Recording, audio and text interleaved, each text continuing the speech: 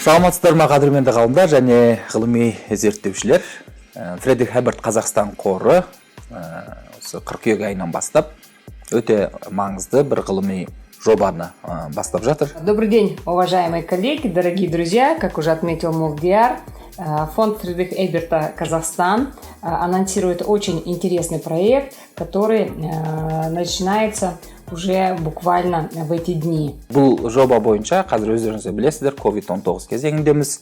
COVID-19 кезеңіндегі Қазақстан медиасын зерттеуге бағытталған бір жоба. Көптеген тақырып бар. Әрине бұл тақырыптардың бәрінде жаңағы центрге Қазақстан медиасын ала отырып зерттейтін боламыз. Жаңағы өздеріңіз білесіздер, бұл қазір кезеңде жаңағы жалған ақпараттар, фейк ақпараттар, одан басқа емдеуге байланысты көптеген мәліметтер, сонымен қатар өздеріңіз білесіздер, жалпы сол наурыз айындағы карантинге кірген сәттен бастап бәрімізді эмоцияларымызды, сағыныштарымызды, махаббатымызды және тағы да басқа әртүрлі эмоцияларымызды медиа арқылы жеткіздік, медиа арқылы коммуникацияға түстік бір-бірімізбенен. Сондықтан да бұл кезең өте маңызды, қызықты бір кезең, және әсіресе жаңағы медианың бұл кезеңдегі жаңағы центрдан орын алуы өте қызықты. Сол үшін де жаңағы осы Қазақстандағы медиа және COVID-19 мәселесін бірге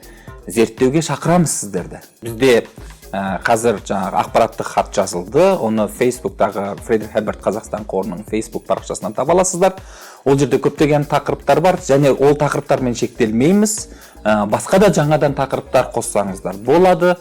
Уникальность данного проекта заключается в том, что такой проект, конечно, проводится в Казахстане впервые. Главная его цель – обозначить место медиа в период пандемии COVID-19 в Казахстане. Если вы обратите внимание, то вы увидите, что в анонсе охвачено очень много различных тем, поэтому мы приглашаем всех исследователей, журналистов, кому интересно будет внести свой вклад в данное исследование. Әрине, жаңағы зерттейтін тақырыптарыңыздың центрінде медиа, COVID және Қазақстан болса болғаны. Біз қазір сіздерден абстрактілеріңізді күтеміз, яғни болашақта жасайтын зерттеулеріңіздің абстрактісі, не ойлайсыз, қалай жасағыңыз келеді, қандай жаңағы сұрақтарыңыз бар бұл зерттеуіңізде деген сияқты. Одан кейін іріктеуден өткеннен соң қараша айының 20-сына дейін зерттеуімізді бітіруіміз керек.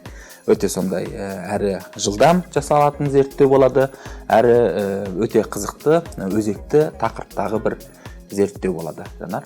Да, мы верим, что этот проект будет очень интересным, во-первых, потому что он междисциплинарный, и, конечно, мы все знаем, что в период пандемии медиа оказалась в центре всего нашего существования, поэтому именно с этой точки зрения будет очень интересно нам всем взглянуть на роль медиа, как отражались те или иные вопросы, присущие вот в этой пандемии, какие можно сделать выводы.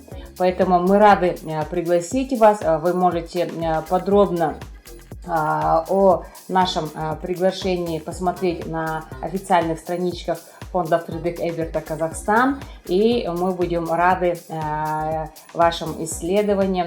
Пожалуйста, поделитесь с нами вашими мыслями, резюме тоже приветствуется, и, конечно, вы можете не ограничиваться только теми темами, которые были указаны в информационном письме. Зерттеуіміздің нәтижесінде коллективтік монография жарияланатын болады қазақ және орыс және ағылшын тілдерінде.